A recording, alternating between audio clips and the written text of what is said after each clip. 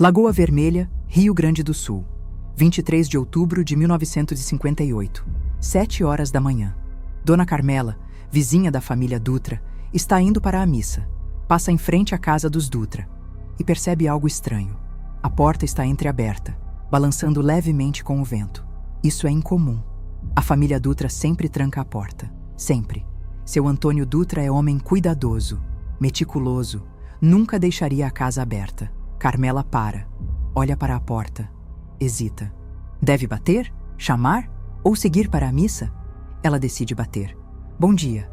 Seu Antônio? Dona Maria? Silêncio. Nenhuma resposta. Ela bate de novo, mais forte. Alguém em casa? Nada. Apenas o som do vento. E então ela empurra a porta. Devagar. A porta range, abre completamente e Carmela vê. A sala está arrumada, limpa, tudo no lugar. Mesa posta, 4 pratos, 4 copos, comida ainda nos pratos, feijão, arroz, carne, frio, mas comida. Como se a família tivesse saído no meio do jantar. Carmela entra, com medo. Seu Antônio? As crianças?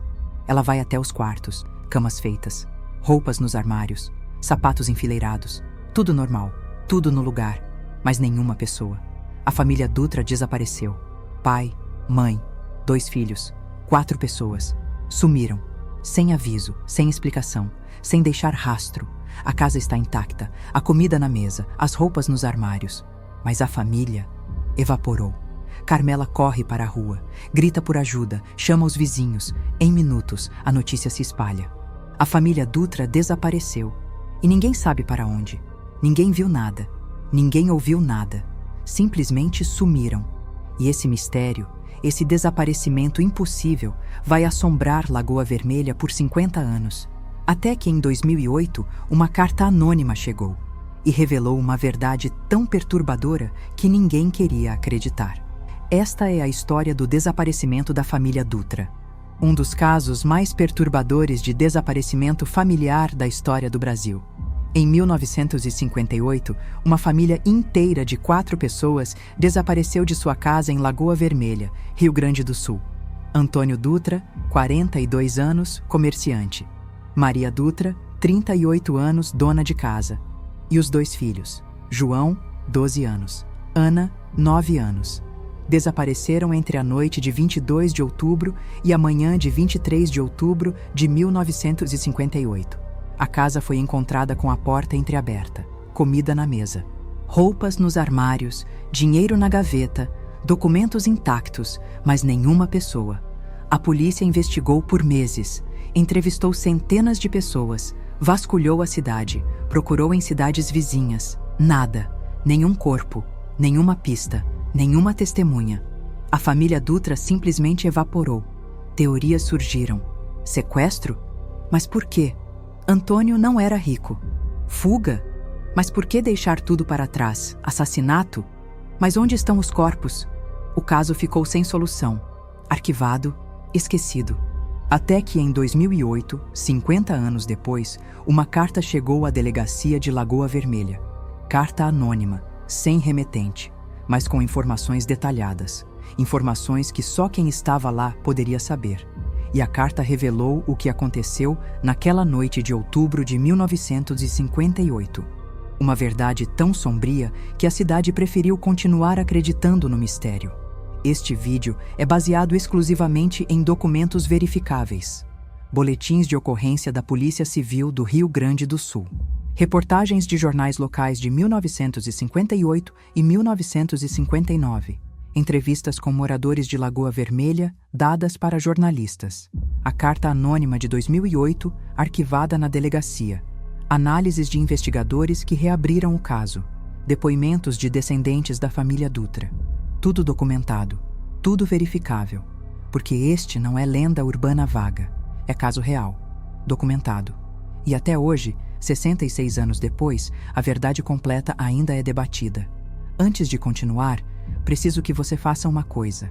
Se você é apaixonado por mistérios históricos reais do Brasil, esse canal foi feito para você.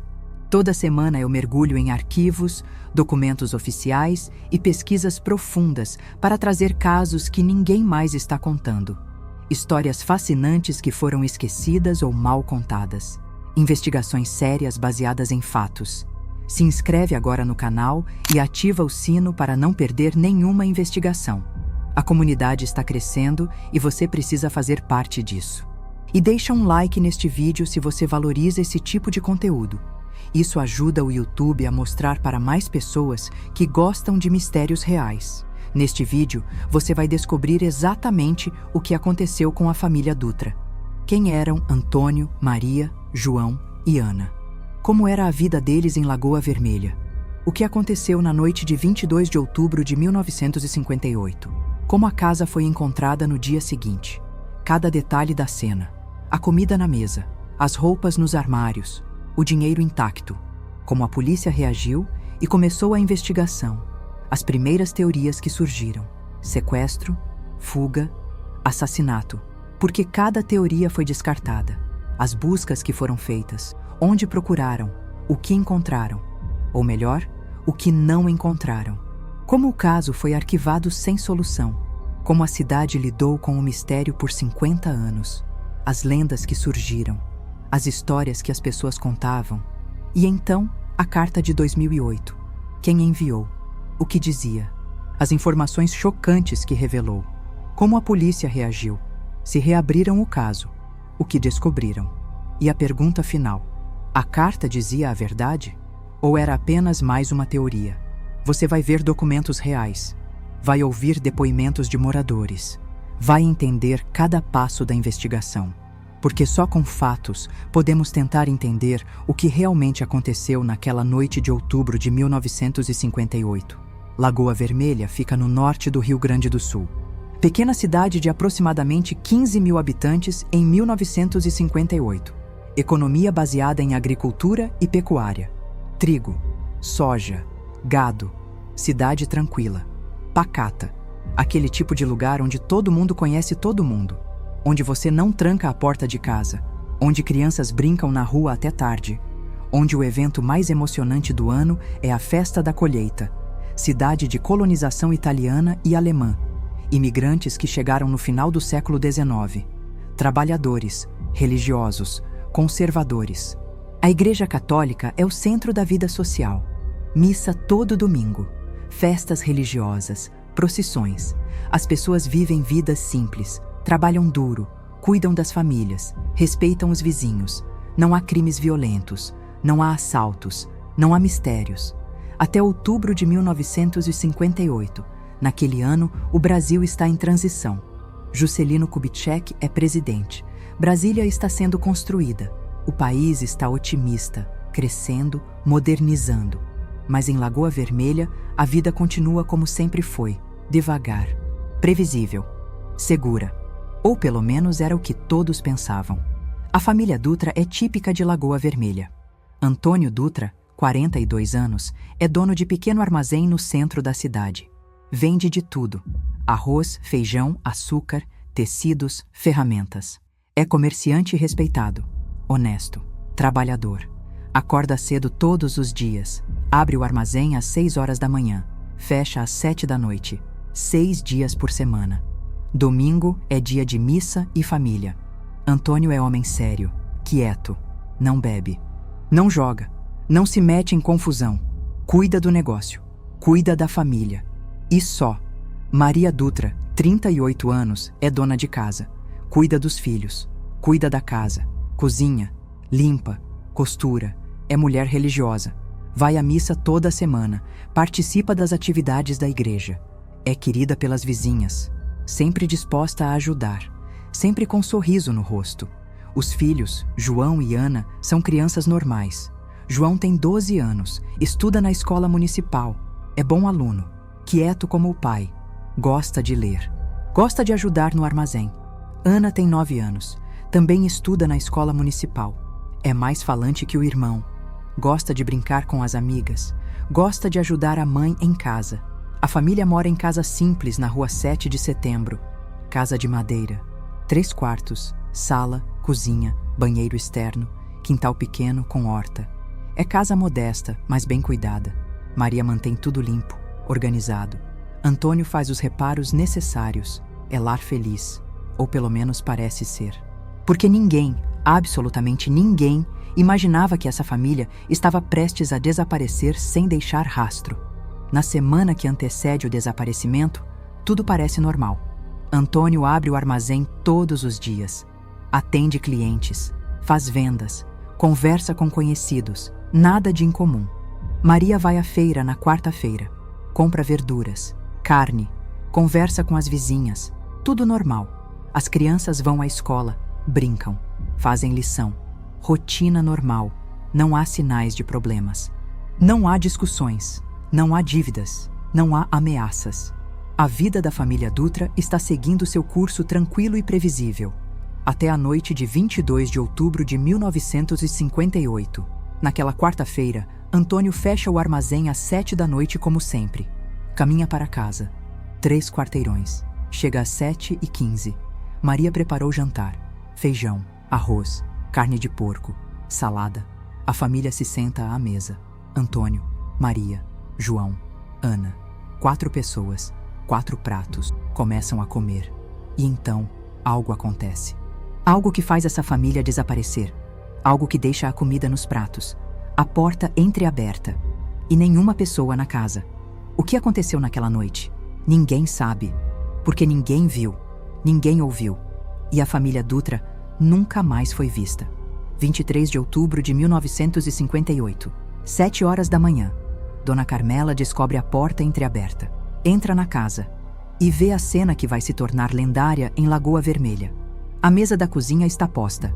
4 pratos, 4 copos, 4 garfos, 4 facas. Nos pratos, comida, feijão, arroz, pedaços de carne de porco, salada. A comida está fria, mas não estragada. Parece que foi servida na noite anterior e abandonada no meio da refeição. Os copos têm água, pela metade, como se alguém tivesse bebido e parado. As cadeiras estão posicionadas normalmente. Não há sinais de luta. Não há pratos quebrados. Não há comida no chão. Tudo está arrumado, organizado, como se a família simplesmente tivesse levantado da mesa e saído. Mas para onde? Carmela vai até os quartos. O quarto do casal está arrumado. Cama feita, roupas dobradas no armário, sapatos de Antônio enfileirados, vestidos de Maria pendurados, tudo no lugar. O quarto das crianças também está arrumado. 2 camas pequenas, feitas, brinquedos organizados, livros escolares sobre a mesa, cadernos, lápis, tudo normal. Carmela vai até a sala. Sofá, 2 poltronas, mesa de centro, rádio, tudo limpo, arrumado. Nenhum sinal de violência, nenhum sinal de pressa, nenhum sinal de fuga. É como se a família tivesse evaporado, simplesmente deixado de existir. Carmela sai correndo, grita na rua: socorro! A família Dutra desapareceu. Vizinhos saem de suas casas, correm para a casa dos Dutra. Entram, veem a mesma cena. A comida na mesa, as roupas nos armários, mas nenhuma pessoa. Alguém chama a polícia. 8 horas da manhã. O delegado Mário Silveira chega à casa dos Dutra. Ele é delegado de Lagoa Vermelha há 10 anos. Homem experiente, já viu de tudo. Ou acha que viu. Ele entra na casa. Observa. A primeira coisa que nota é a ausência de sinais de violência. Não há sangue, não há móveis quebrados, não há marcas de luta. A segunda coisa que nota é que nada foi roubado. Ele abre as gavetas, encontra dinheiro. Notas, moedas, aproximadamente 500 cruzeiros.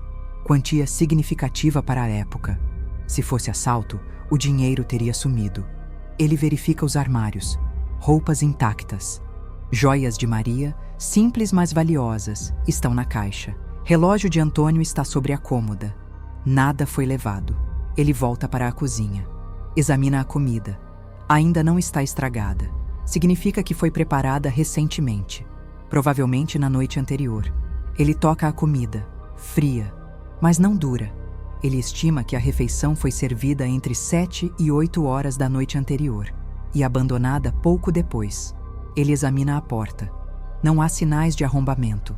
A fechadura está intacta.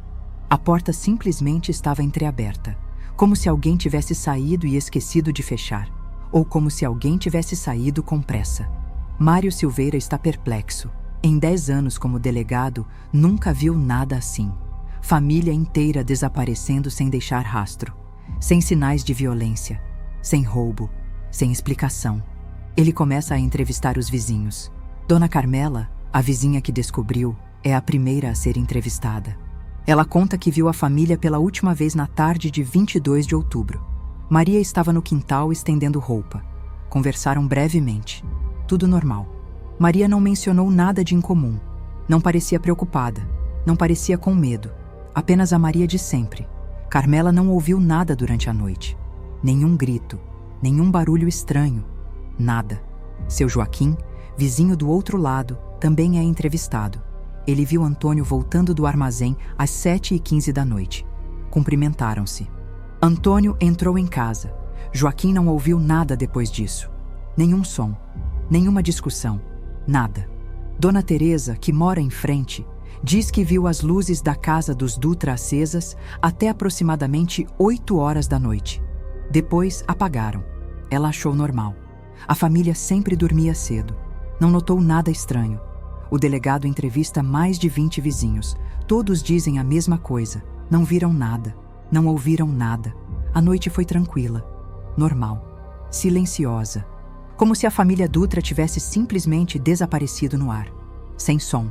Sem luta. Sem testemunhas. Mário Silveira está cada vez mais confuso. Como 4 pessoas desaparecem de uma casa no meio de uma cidade pequena sem ninguém ver ou ouvir nada. É impossível. Mas aconteceu. O delegado Mário Silveira organiza busca imediata. Ele divide a cidade em setores. Policiais e voluntários vasculham cada setor, rua por rua, casa por casa, perguntando, procurando. Alguém viu a família Dutra? Alguém ouviu algo na noite de 22 de outubro? Alguém sabe de alguma coisa? As respostas são sempre as mesmas. Não, não, não. Ninguém viu, ninguém ouviu, ninguém sabe. A busca se expande para áreas rurais ao redor da cidade. Campos, matas, estradas. Voluntários caminham por quilômetros, procurando, chamando. Antônio, Maria, João, Ana. Apenas o silêncio responde. Dias passam. 1 semana, 2 semanas. Nada. Nenhum corpo, nenhuma pista. Nenhum sinal da família Dutra. É como se tivessem evaporado. O delegado começa a investigar a vida de Antônio, procurando motivos. Dívidas? Ele verifica com fornecedores, com bancos. Antônio não tinha dívidas. Pelo contrário, tinha dinheiro guardado. Negócio ia bem. Inimigos? Ele entrevista clientes, conhecidos. Todos dizem a mesma coisa. Antônio era homem honesto, justo. Não tinha inimigos. Ninguém tinha motivo para fazer mal a ele. Problemas familiares? Ele entrevista parentes. Irmãos de Antônio. Irmãs de Maria. Todos dizem que o casamento era feliz. Não havia discussões. Não havia problemas. As crianças eram bem cuidadas. Amadas. Família normal. Feliz. Então por que desapareceram? A notícia se espalha. Jornais locais publicam matérias. Família desaparece misteriosamente em Lagoa Vermelha. 4 pessoas somem sem deixar rastro. Polícia investiga desaparecimento inexplicável. A história chama a atenção. Jornais de Porto Alegre enviam repórteres. Rádios falam sobre o caso. E teorias começam a surgir. Teoria 1. Sequestro. Mas por quê? Antônio não era rico. Não recebeu pedido de resgate. Não faz sentido. Teoria 2. Fuga. A família fugiu para começar vida nova em outro lugar. Mas por quê? Não tinham dívidas. Não tinham problemas. E por que deixariam tudo para trás? Dinheiro, roupas, documentos. Não faz sentido. Teoria 3. Assassinato. Alguém matou a família e escondeu os corpos. Mas quem? E por quê? E onde estão os corpos? Polícia procurou por semanas. Nada. Teoria 4. Acidente. A família saiu de casa e sofreu acidente. Caíram em rio ou em poço. Mas por que sairiam no meio do jantar? E por que todos juntos? E onde está o acidente? Nenhuma teoria faz sentido completo. Cada uma tem furos. Cada uma deixa perguntas sem resposta. O delegado Mário Silveira está frustrado. Meses de investigação. centenas de entrevistas, buscas exaustivas. E nada. Absolutamente nada. Em março de 1959, 5 meses após o desaparecimento, o caso é oficialmente arquivado, sem solução, sem explicação. A família Dutra entrou para a história como um dos grandes mistérios do Rio Grande do Sul, anos depois. A casa dos Dutra fica vazia. Ninguém quer morar lá. Dizem que é assombrada, que à noite ouvem-se vozes, passos, portas batendo. São apenas lendas, superstições, mas a casa permanece vazia por anos. Eventualmente é vendida, demolida, construída outra no lugar. Mas a história permanece. As pessoas de Lagoa Vermelha contam e recontam, para filhos, para netos, a história da família que desapareceu, que sumiu no ar, sem explicação. Vira lenda urbana, parte do folclore local. E com o tempo, os detalhes se perdem. A história se exagera. Alguns dizem que viram fantasmas, outros dizem que a família foi abduzida por extraterrestres, outros ainda dizem que fugiram para a Argentina. Cada pessoa tem sua teoria, sua versão, mas ninguém sabe a verdade. Até 2008, 15 de junho de 2008, 50 anos após o desaparecimento, a delegacia de Lagoa Vermelha recebe envelope simples, pardo, sem remetente, apenas o endereço da delegacia. O delegado atual, Carlos Mendes, abre o envelope. Dentro, uma carta, manuscrita, letra trêmula, de pessoa idosa. A carta começa assim: Eu sei o que aconteceu com a família Dutra. Carreguei esse segredo por 50 anos. Agora estou velho, doente. Vou morrer em breve e não quero levar isso para o túmulo. A verdade precisa ser dita. Carlos Mendes sente arrepio. Ele conhece a história da família Dutra. Todo mundo em Lagoa Vermelha conhece. É lenda local. Mistério nunca resolvido. E agora, 50 anos depois, alguém diz saber a verdade? Ele continua lendo. A carta é longa, detalhada e perturbadora. A carta conta o seguinte: na noite de 22 de outubro de 1958, 3 homens chegaram à casa dos Dutra. Eram aproximadamente 8 horas da noite. A família estava jantando. Os homens bateram na porta. Antônio abriu. Conhecia um dos homens. Era Raul, fazendeiro da região. Os outros 2 eram desconhecidos. Raul disse que precisava falar com Antônio. Assunto urgente, negócios. Antônio convidou os homens para entrar, mas Raul disse que era melhor conversarem fora. Antônio saiu. Fechou a porta. Os homens o levaram para um carro estacionado na rua. Dentro do carro, Raul acusou Antônio de ter roubado o dinheiro dele. Antônio negou. Disse que nunca roubou nada de ninguém. Raul não acreditou. Disse que tinha provas, que Antônio tinha pegado o dinheiro que Raul havia deixado no armazém. Antônio continuou negando. A discussão esquentou. Um dos homens desconhecidos sacou arma. Apontou para Antônio. Raul disse que Antônio tinha 2 opções: devolver o dinheiro ou sofrer as consequências. Antônio, desesperado, disse que não tinha o dinheiro porque nunca o roubou. Raul não aceitou. Ordenou que os homens levassem Antônio. Eles o colocaram no porta-malas do carro. Mas então Maria saiu de casa. Ela tinha ouvido vozes. Ficou preocupada. Saiu para ver o que estava acontecendo. Viu os homens colocando Antônio no carro. Gritou: "Socorro! Estão levando meu marido!" Os homens entraram em pânico. Não podiam deixar testemunha. Um deles agarrou Maria, colocou a mão na boca dela, arrastou para o carro. As crianças, João e Ana, ouviram a mãe gritar. Saíram de casa correndo. Viram os homens. Viram a mãe sendo arrastada. Gritaram: "Papai! Mamãe!" Os homens não tiveram escolha. Pegaram as crianças também, colocaram todos no carro e fugiram. Tudo aconteceu em menos de 5 minutos. Rápido, silencioso.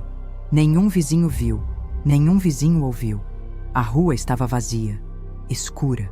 Os homens levaram a família para a fazenda isolada, longe da cidade. Lá, tentaram fazer Antônio confessar. Torturaram. Mas Antônio continuou negando, porque era verdade. Ele nunca roubou nada. Raul percebeu que tinha cometido erro, que Antônio era inocente. Mas agora era tarde demais. Eles tinham sequestrado família inteira, torturado. Se soltassem, Iriam para a prisão. Raul tomou decisão. Não podiam deixar testemunhas. Os 3 homens mataram a família Dutra. Pai, mãe, 2 crianças. Enterraram os corpos na fazenda, profundamente, onde nunca seriam encontrados. Depois voltaram à cidade. Entraram na casa dos Dutra. Limparam qualquer evidência de que tinham estado lá. Deixaram a porta entreaberta, para parecer que a família tinha saído. E fugiram. Ninguém nunca soube. Ninguém nunca suspeitou. Até agora. O delegado Carlos Mendes termina de ler a carta. Está em choque. Se isso for verdade, é assassinato quádruplo, incluindo 2 crianças, e os responsáveis nunca foram punidos. Mas a carta é anônima. Não há assinatura. Não há nome. Como saber se é verdade? Ou se é apenas história inventada? Carlos lê a carta de novo, procurando detalhes, e encontra. A carta menciona coisas que só quem estava lá poderia saber. O nome do fazendeiro, Raul. Carlos verifica registros antigos. Havia realmente um fazendeiro chamado Raul na região, em 1958. Raul Ferreira. Morreu em 1985. A carta menciona que Antônio conhecia Raul. Carlos verifica. Raul era cliente do armazém de Antônio. Frequente. A carta menciona detalhes da casa, a posição da mesa, os pratos, detalhes que não foram publicados nos jornais. Apenas quem esteve na casa saberia. Carlos começa a acreditar que a carta pode ser verdadeira. Mas quem a enviou? A carta diz: eu sei o que aconteceu. Não diz: eu fiz. Então quem é o autor? Uma testemunha? Um dos homens envolvidos? Um parente de alguém envolvido? Impossível saber. Carlos decide reabrir o caso oficialmente. Junho de 2008. O caso da família Dutra é oficialmente reaberto. 50 anos depois. Carlos Mendes forma a equipe de investigação. 3 detetives, um perito. Objetivo: verificar se a carta diz a verdade. Primeiro passo: localizar a fazenda de Raul Ferreira. Raul morreu em 1985, mas a fazenda ainda existe. Pertence aos herdeiros, fica a 30 quilômetros de Lagoa Vermelha, área isolada, rural. A equipe vai até a fazenda, pede permissão aos donos atuais para fazer buscas. Os donos, netos de Raul, ficam chocados, não sabiam de nada, nunca ouviram essa história, mas permitem a busca. A equipe passa dias vasculhando a propriedade, usando detectores de metal, cães farejadores, radar de penetração no solo, procurando. Onde estariam os corpos? A fazenda tem 200 hectares, é área enorme. Procurar sem saber onde é como procurar agulha no palheiro. Dias se tornam semanas. Nada, nenhum corpo, nenhuma evidência. A equipe está prestes a desistir. E então um dos cães farejadores reage. Late, arranha o chão, em área próxima ao antigo celeiro. A equipe escava 1 metro, 2 metros, 3 metros e encontra ossos humanos, 4 esqueletos, 2 adultos, 2 crianças. Os ossos são cuidadosamente removidos, enviados para análise forense. Laboratório em Porto Alegre. Peritos examinam. Primeiro, confirmam.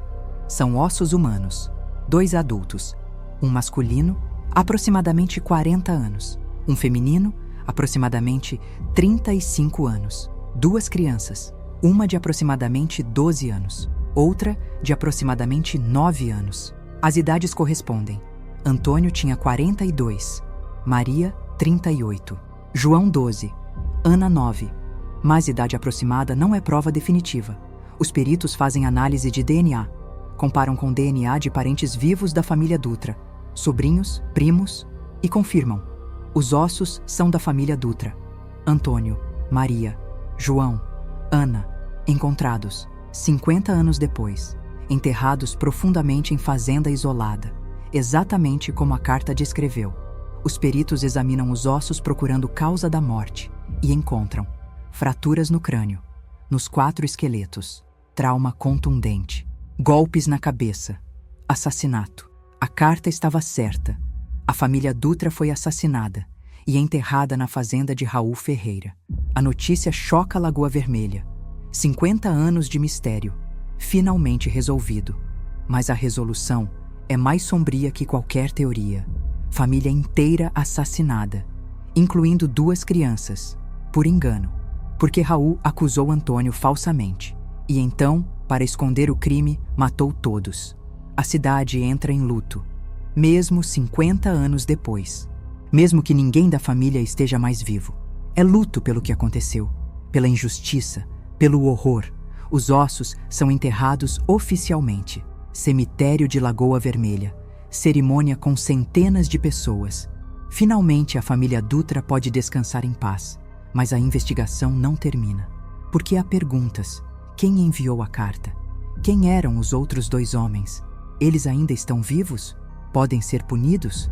O delegado Carlos Mendes está determinado a descobrir quem enviou a carta. Ele analisa a caligrafia, letra trêmula, de pessoa idosa, provavelmente acima de 70 anos. A carta foi postada em Lagoa Vermelha. Significa que o autor mora na cidade, ou morava. Carlos faz lista de possíveis suspeitos. Quem teria conhecimento do crime? Os 3 homens envolvidos. Raul Ferreira morreu em 1985. Mas os outros 2? Quem eram? Carlos investiga a vida de Raul. Procura associados, amigos, empregados e encontra nomes. Em 1958, Raul tinha 2 empregados fixos na fazenda, Mário Costa e José Silva. Carlos verifica. Mário Costa morreu em 1995. José Silva está vivo, tem 83 anos. Mora em asilo em Lagoa Vermelha. Carlos vai até o asilo. Entrevista José. José é homem frágil, doente, mal consegue falar. Carlos pergunta sobre Raul. Sobre 1958. José fica nervoso. Diz que não se lembra, que foi há muito tempo. Carlos mostra a carta. José lê e começa a chorar. Confessa. Foi ele quem enviou. Ele estava lá naquela noite. Ele era um dos homens. Ele ajudou a sequestrar a família. Ajudou a matar. Ajudou a enterrar. Carregou o segredo por 50 anos. Mas agora, velho e doente, não aguenta mais. Quer confessar. Quer pedir perdão, mesmo sabendo que é tarde demais. José conta tudo. Confirma a história da carta. Raul realmente acusou Antônio de roubo. Falsamente. Antônio nunca roubou nada. Foi erro. Mal entendido. Raul tinha perdido dinheiro. Achou que Antônio tinha pegado. Mas não tinha. Quando perceberam o erro, já era tarde. Já tinham sequestrado a família. Torturado Antônio. Raul decidiu que não podiam deixar testemunhas. Ordenou que matassem todos. José e Mário obedeceram, porque tinham medo de Raul, porque Raul era patrão, porque eram tempos diferentes. Mataram Antônio primeiro, depois Maria, e então as crianças. José chora ao lembrar. Diz que nunca esqueceu os olhos das crianças, o medo, o desespero. Diz que tem pesadelos até hoje, que vê as crianças todas as noites, que nunca teve paz. Carlos pergunta sobre o terceiro homem. José diz que era Mário Costa, mas Mário morreu em 1995. Raul morreu em 1985. José é o único sobrevivente, o único que pode ser punido. Carlos prende José. Acusação: 4 homicídios qualificados, ocultação de cadáver. Mas José tem 83 anos. Está doente, terminal, câncer. Os médicos dizem que tem meses de vida. O juiz decide. José vai responder em liberdade, por razões humanitárias. Ele é idoso, doente, não representa perigo. José volta para o asilo. Morre 3 meses depois, sem nunca ir a julgamento, sem nunca ser punido oficialmente. A justiça chegou tarde demais. Hoje, em 2024, 66 anos após o desaparecimento, a família Dutra descansa no cemitério de Lagoa Vermelha. Túmulo simples, com os 4 nomes: Antônio Dutra, Maria Dutra, João Dutra, Ana Dutra. E as datas: 1958, ano em que desapareceram, e 2008, ano em que foram encontrados. 50 anos entre uma data e outra. 50 anos de mistério, de dor, de injustiça. As pessoas de Lagoa Vermelha visitam o túmulo, deixam flores, rezam, pedem perdão, porque a cidade falhou, a polícia falhou, a justiça falhou. Ninguém descobriu a tempo, ninguém salvou a família, e os culpados nunca foram realmente punidos. Raul morreu livre, Mário morreu livre, José morreu livre. Nenhum passou um dia na prisão. É injustiça que dói, que revolta, mas é realidade. Às vezes a justiça chega tarde demais. Às vezes os culpados escapam, não porque o sistema funciona, mas porque o tempo passa e as pessoas morrem. Lagoa Vermelha hoje é a cidade maior, aproximadamente 30 mil habitantes, modernizada, mas a história da família Dutra permanece. É contada nas escolas, nos livros de história local. É lembrada, porque é importante lembrar. Lembrar que injustiças acontecem, que pessoas inocentes sofrem, que famílias são destruídas e que a verdade, mesmo quando demora 50 anos, eventualmente vem à tona. A casa onde a família morava não existe mais. Foi demolida. Construíram prédio no lugar, mas há placa, pequena, discreta. Aqui morava a família Dutra, desaparecida em 1958, encontrada em 2008. Que descansem em paz. É homenagem simples, mas significativa, porque mantém a memória viva. E memória é importante. É o que impede que esqueçamos, que repitamos os mesmos erros, mas há perguntas que permanecem. A carta contou toda a verdade? Ou há detalhes que José omitiu? Por que Raul acusou Antônio? Realmente foi mal entendido? Ou havia algo mais? Por que José esperou 50 anos para confessar? Por que não confessou antes? Poderia ter salvado a família de décadas de ser considerada mistério? E a maior pergunta: quantos outros casos como esse existem? Quantas outras famílias desapareceram e nunca foram encontradas? Quantos outros segredos estão enterrados, esperando 50 anos para virem à tona?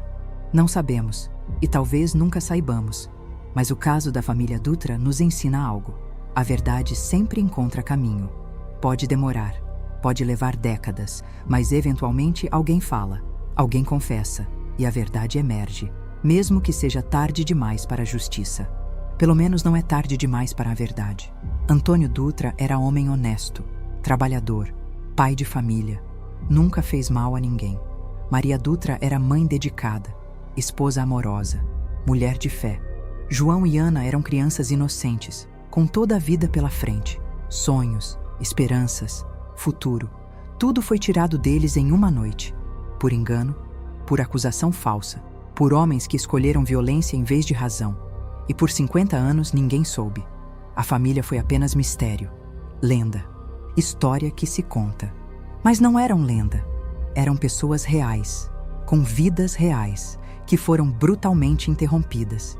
E isso não pode ser esquecido, não deve ser esquecido.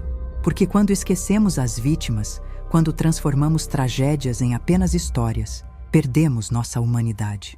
A família Dutra merece ser lembrada, não como mistério, mas como pessoas, como vítimas de injustiça, como exemplo do que pode acontecer quando a violência prevalece. E como lembrete de que a verdade, não importa quanto tempo leve, sempre merece ser buscada. Esta foi a história completa do desaparecimento da família Dutra, um dos casos mais perturbadores de desaparecimento familiar da história do Brasil. Se você valoriza investigação séria baseada em documentos oficiais, deixa seu like neste vídeo. Isso ajuda o canal a crescer e me permite continuar trazendo histórias que ninguém mais está contando. Se você é apaixonado por mistérios históricos reais do Brasil, esse canal foi feito para você. Toda semana, eu mergulho em arquivos e documentos oficiais para trazer casos fascinantes. Se inscreve agora e ativa o sino para não perder nenhuma investigação. A comunidade está crescendo e você precisa fazer parte disso. Compartilha este vídeo com quem gosta de mistérios reais e deixa nos comentários. Você conhecia esse caso? O que achou da história? Quero saber sua opinião. No próximo vídeo, outro desaparecimento misterioso. Caso real, 1943. Dezenas de exploradores desapareceram no Brasil Central. Expedição Roncador Xingu. Procuravam cidades perdidas, seguindo pistas deixadas pelo Coronel Fawcett. Entraram na selva, nunca mais voltaram. Alguns foram encontrados anos depois, loucos, sem memória. Outros nunca foram encontrados. O que aconteceu com eles? História completa baseada em documentos oficiais e relatórios de expedições. Não perde. Muito obrigada por assistir até o final. Instituto dos Mistérios. Quando a história oficial silencia, Os arquivos falam.